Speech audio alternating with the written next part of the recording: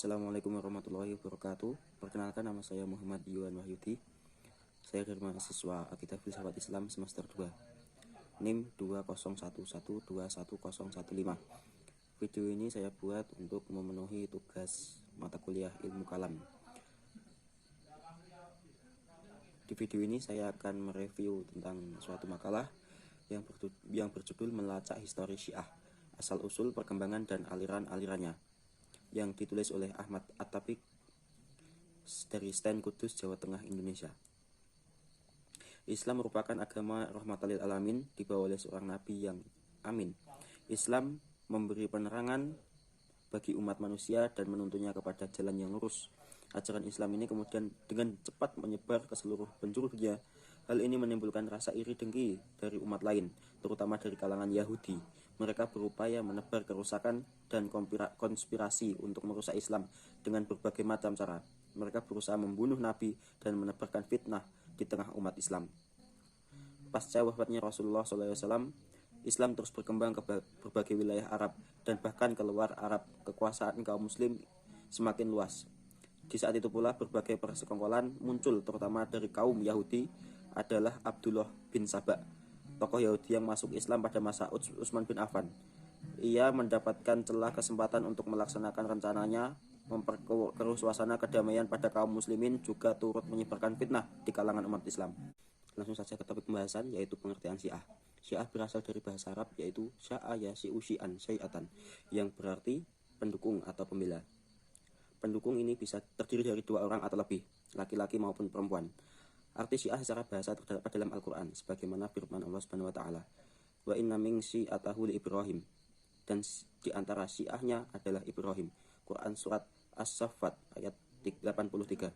Syiah Ali adalah pendukung dan pembela Ali, sementara Syiah Muawiyah adalah pendukung Muawiyah. Pada zaman Abu Bakar, Umar, dan Utsman, kata Syiah dalam arti nama kelompok orang Islam belum dikenal. Pada saat pemilihan khalifah ketiga setelah terbunuhnya Abu Bakar, ada yang mendukung Ali, namun setelah umat Islam memutuskan untuk memilih Utsman bin Affan, maka orang-orang yang tadinya mendukung Ali akhirnya berbaiat kepada Utsman termasuk Ali. Dengan begitu, sebelum terbentuknya secara faktual kelompok umat Islam bernama Syiah, ketika timbul pertikaian dan peperangan antara Ali dan Muawiyah, berulahlah kata Syiah muncul sebagai nama kelompok umat Islam. Tetapi bukan hanya pendukung Ali yang disebut Syiah, namun pendukung Muawiyah pun disebut dengan Syiah. Terdapat Syiah Ali dan Syiah Muawiyah. Nama ini didapatkan dalam naskah perjanjian tahkim. Di situ diterangkan bahwa apabila orang yang ditentukan dalam pelaksanaan tahkim itu berhalangan, maka diisi dengan orang yang Syiah, masing-masing dua kelompok. Namun pada waktu itu baik Syiah Ali maupun Muawiyah semuanya beralihkan ahlu sunnah, karena Syiah pada waktu hanya berarti pendukung dan pembela. Sementara akidah dan pahamnya kedua belah pihak sama karena bersumber dari Al-Quran dan sunnah Rasul. Sehingga Ali pun memberikan penjelasan bahwa peperangan antara pengikut pengikutnya dan pengikut Muawiyah adalah semata-mata berdasarkan ijtihad dan klaim kebenaran antara kedua kelompok yang bertikai tersebut. Setelah mengalami perkembangan, Syiah kemudian menjadi mazhab politik yang pertama lahir dalam Islam setelah terjadinya tahkim tersebut. Setiap kali Ali berhubungan dengan masyarakat, mereka semakin mengagumi bakat-bakat, kekuatan beragama, dan ilmunya. Oleh sebab itu, para propagandis Syiah mengeksploitasi kekaguman mereka terhadap Ali untuk menyebarluaskan pemikiran-pemikiran mereka tentang dirinya. Ketika keturunan Ali yang sekaligus merupakan keturunan Rasulullah mendapatkan perlakuan yang tidak adil dan perlakuan zalim serta mengalami banyak penyiksaan pada masa Bani Umayyah, cinta mereka terhadap keturunan Ali semakin mendalam. Mereka memandang bahwa Ahlul Bait itu sebagai syuhada dan korban kezaliman. Dengan demikian semakin meluas pula mazhab Syiah dan pendukungnya pun semakin banyak. Maka pada umumnya nama Syiah dipergunakan sebagai setiap dan semua orang yang menjadikan Ali berikut keluarganya sebagai pemimpin secara terus-menerus, sehingga Syiah itu akhirnya khusus menjadi nama bagi mereka saja. Kemudian asal-usul munculnya Syiah. Menilik dari sejarahnya, ajaran Syiah berasal pada sebutan yang ditujukan kepada pengikut Ali, yang merupakan pemimpin pertama Ahlul Bait pada masa hidup Nabi sendiri. Kejadian-kejadian pada munculnya Islam dan pertumbuhan Islam selanjutnya selama 23 tahun masa kenabian setelah menimbulkan sebagai keadaan yang meniscayanya munculnya kelompok semacam kaum Syiah di antara para sahabat Nabi. Akar permasalah umat Islam termasuk munculnya mazhab Syiah bermula dari perselisihan mereka terkait siapa yang paling layak menjadi pemimpin setelah Rasulullah SAW wafat. Sebab Rasulullah sebelum wafat tidak menentukan siapa yang akan menggantikannya sebagai pemimpin umat dan negara. Sementara kaum muslim sesudah wafatnya Rasulullah merasa perlu mempunyai khalifah yang dapat mengikat umat Islam dalam satu ikatan kesatuan. Sebelum dikebumikan, kaum Ansor berkumpul di Bani Sa'idah. Mereka berpendapat bahwa kaum Ansor lah yang paling layak menjadi pengganti Rasulullah, lalu menyodorkan Sa'ad bin Ubadah sebagai pemimpin. Di waktu yang sama, Umar mengajak Abu Bakar dan Abu Ubaidah bin Jarrah. Ketiganya berangkat ke pertemuan kaum Ansor. Di hadapan kaum Ansor, Abu Bakar berpidato tentang keistimewaan kaum Ansor dan kaum Muhajirin. Di antara bangsa Arab tidak akan tunduk kecuali kepada kaum Muhajirin. Bahkan Allah dalam Al-Quran mendahulukan kaum Muhajirin daripada kaum Ansor. Sesudah perdebatan persoalan pemimpin itu, kemudian secara aklamasi kedua belah pihak memilih Abu Bakar menjadi pemimpin mereka. Dengan demikian hilanglah perselisihan paham dan umat Islam kembali bersatu. Permasalahan kemudian muncul ketika saat itu Ali tidak turut hadir dalam sidang tersebut. Setelah mendengar pembaiatan Abu Bakar, nampak ketidakpuasan Ali bin Abi Thalib. Belakangan orang-orang yang menjadi pengikut Ali, Abu Bakar dan Umar menelikung Ali sebagai khalifah. Timbullah pendapat bahwa yang berhak memegang khalifah adalah keluarga Nabi, dan Ali lah yang paling pantas karena ia adalah menantu Rasulullah, orang yang paling besar jihadnya, paling banyak ilmunya. Keluarganya adalah seutama-utama keluarga Arab. Namun demikian akhirnya Ali turut membaiat Abu Bakar sudah beberapa waktu berlalu. Setelah Abu Bakar wafat, khalifah dipegang oleh Umar bin Khattab. Banyak daerah yang bisa dikuasai oleh pada masa Umar. Setelah Umar bin Khattab terbunuh, Utsman bin Affan diapuk menjadi khalifah. Pada masa Utsman bin Affan, Bani Umayyah mengambil manfaat untuk diri mereka sendiri. Utsman merasa bahwa Bani Umayyah benar-benar ikhlas dalam membantu dengan penuh kejujuran. Lalu Utsman mengangkat banyak pembantu dari Bani Umayyah. Masyarakat muslim melihat Utsman menempuh jalan lain yang ditempuh dua khalifah sebelumnya. Muncullah ketidakpuasan atas kepemimpinan Utsman sehingga Utsman akhirnya terbunuh. Sayyidina Ali akhirnya dibaiat oleh sebagian besar kaum muslim, termasuk mayoritas kaum muhajirin. Namun beberapa sahabat Nabi yang enggan membaiat Ali, yaitu Zubair dan Talhah, dengan persetujuan Aisyah, keduanya menentang Ali dan bercamuklah perang Jamal antara pasukan Ali dan pasukan Aisyah. Zubair dan Talhah gugur dalam pertempuran tersebut. Di sisi lain, Muawiyah dari keluarga Bani Umayyah yang menjadi gubernur Syam mempresur Ali untuk mengusut secara tuntas dan menghukum orang yang membunuh Utsman. Atas ketidakpuasan Bani Umayyah ini, Muawiyah memberontak Khalifah Ali. Terjadi pertempuran di lembah Siffin. Setelah agak terdesak dan hampir-hampir pasukan Ali memenangkan pertempuran, Muawiyah menyuruh salah satu tentara untuk mengangkat mushaf di antara lembing yang tinggi sebagai tanda menyerah dan permintaan perdamaian. Beberapa orang dari pasukan Ali merasa tidak puas atas keputusan damai tahkim tersebut, sebab mereka merasa pasukan Ali hampir menumpas pasukan pemberontak. Peristiwa tahkim ini tidak malah menyebabkan perdamaian antara dua belah pihak, namun munculkan faksi-faksi di tubuh umat Islam menjadi tiga kelompok. Kelompok yang pertama yaitu Syiah, golongan yang memihak pada Ali dan kerabatnya dan pendapat bahwa Ali dan keturunannya lah yang berhak menjadi khalifah. Yang kedua, kelompok Khawarij, yaitu golongan yang menentang Ali dan Muawiyah. Mereka berpendapat bahwa tahkim itu menyalahi prinsip agama. Yang ketiga, kelompok Murji'ah, yaitu golongan yang menggabungkan diri kepada salah satu pihak dan menyerahkan hukum pertengkaran itu kepada Allah semata. Kelompok Syiah di atas mula-mula merupakan orang yang mengagumi Sayyidina Ali sebagai pribadi dan kedudukan istimewa di sisi Rasulullah, sehingga ia mempunyai pengaruh yang besar dan muncullah rasa cinta sebagai kaum muslimin kepadanya. Sebagai sahabat yang sangat mencintai, menganggap bahwa Ali merupakan sosok yang paling utama di antara para sahabat, dan dialah yang paling berhak atas kedudukan khalifah daripada yang lain. Namun kecintaan itu telah bergeser menjadi fanatisme yang buta 2 abad selanjutnya, sehingga menjadi perbedaan yang besar esensial antara pandangan sekelompok sahabat tersebut terhadap Ali radhiyallahu an dengan prinsip yang dianut oleh kaum Syiah 2 abad kemudian. Sebagai misal, kelompok sahabat pencinta Ali tersebut tidak mungkin dinamai Syiah dalam arti istilah yang dikenal sekarang. Meskipun mereka mencintai Ali melebihi kecintaan kepada sahabat lain, termasuk pada para khalifah sebelum Ali, mereka juga membaiat para khalifah yang telah disepakati oleh para sahabat pada waktu itu. Kemudian selanjutnya aliran-aliran Syiah. Dalam sekte Syiah terdapat beberapa kelompok. Ada yang ekstrim, moderat, dan juga yang liberal. Di antara kelompok yang ekstrim adalah menempatkan Sayyidina Ali pada derajat kenabian. Bahkan ada yang sampai mengangkat Ali pada derajat ketuhanan. Kaum Syiah sejak menjadi pengikut Ali, sesudah peristiwa perang Jamal dan Siffin, pasukan Ali terpecah menjadi 4 golongan. Kelompok pertama, Syiah yang mengikut Sayyidina Ali. Mereka tidak mengecam para sahabat. Dalam diri mereka terdapat rasa cinta dan memuliakan para sahabat Nabi Shallallahu Alaihi Wasallam.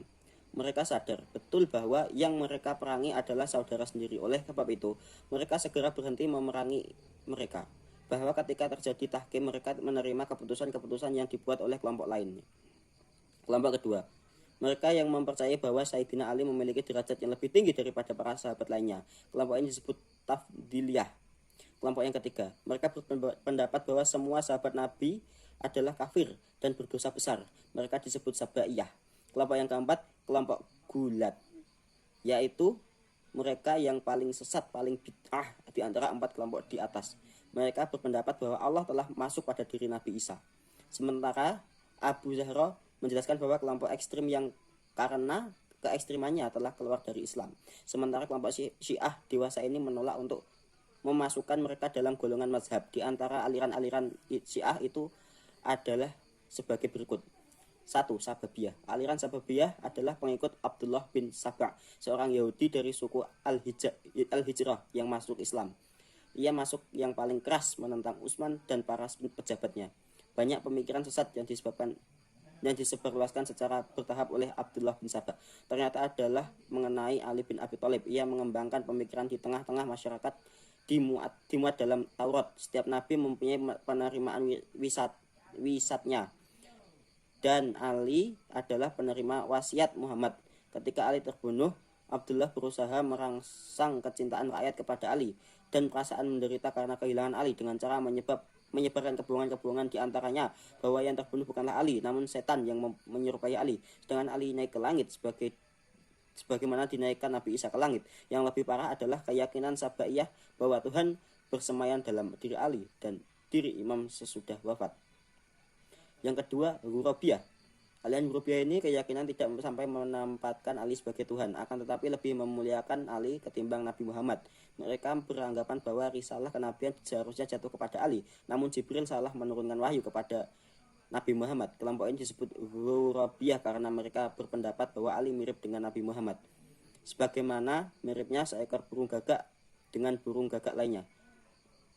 Yang ketiga, Kaisaniyah. Penganut aliran Kaisaniyah ini adalah pengikut Al-Mukhtar Ibnu Ubaid As-Sakho. Al-Mukhtar asal mulanya berasal dari kalangan Khawarij, kemudian masuk ke dalam kelompok Syiah yang mendukung Ali. Namun Kaisaniyah berhubungan erat dengan nama Kaisan, yang menurut satu kalangan adalah nama lain dari Mukhtar. Aliran ini mempunyai keyakinan ketidaktuhanan para imam dari Ahlul Bait, sebagaimana yang dianut aliran Sabaiyah, namun didasarkan atas paham bahwa seorang imam adalah pribadi yang suci dan wajib dipatuhi. Kemudian yang keempat, Hakimiyah dan Zuz. Syiah Imamiyah. Dewasa ini kelompok-kelompok Syiah yang berada di dunia Islam seperti Irak, Iran, Suriah, dan negara lainnya. Adalah golongan yang membawa nama Syiah Imamiyah.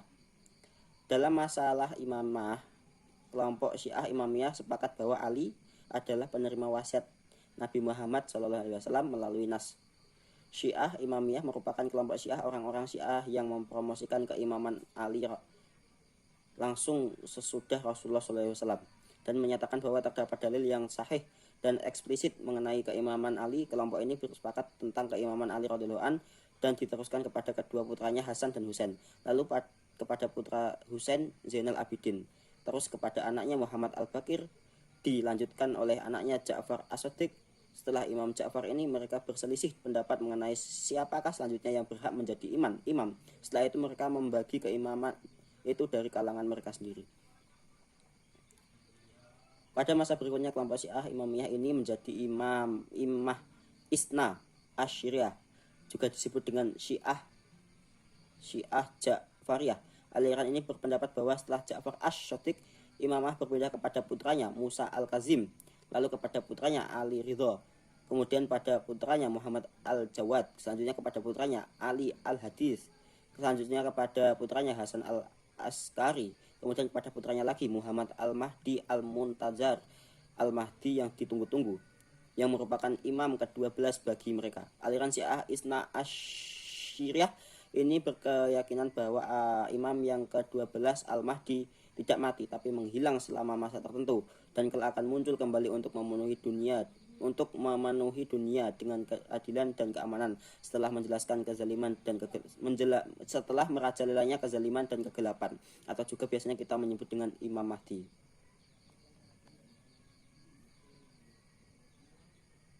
Kemudian Syiah Zaidiyah. Secara genealogis, Zaidiyah adalah salah satu sekte Syiah yang dinisbatkan kepada Imam Zaid bin Ali bin Husain bin Ali bin Abu Thalib. Ia menyatakan perang terhadap Khalifah Hisham bin Abdul Malik dan akhirnya disalib di Kufah. Di masa hidupnya, Zaid berkecimpung dalam dunia ilmu pengetahuan dan memiliki hubungan baik dengan para ulama di zamannya. Di antara ulama yang berhubungan dan menjadi gurunya adalah Wasil Ibnu Atha dan Abu Hanifah, atau kita biasanya menyebut dengan Imam Ibnu Hanifah. Kelebihan dari makalah ini adalah menjelaskan secara rinci tentang asal-usul Syiah dan sejarah-sejarahnya. Kekurangannya adalah tidak ada kekurangan. Terima kasih. Saya di sini hanya ingin sedikit menambahkan tentang ayat yang ada di bawah, yaitu surat Al-Imran ayat 28. La yatahidil mu'minina awliya min dunil mu'minin. Yang artinya, janganlah orang-orang mukmin mengambil orang-orang kafir menjadi wali dengan meninggalkan orang-orang mukmin.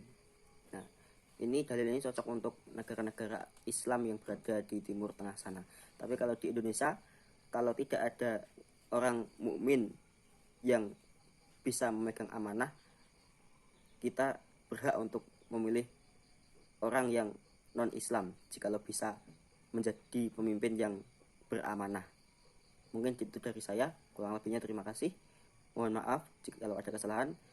Astaghfirullahaladzim min jamil khotawat wa ma taufiqi illa billah wa alaihi tawakkaltu ilaihi unib. Wassalamualaikum warahmatullahi wabarakatuh.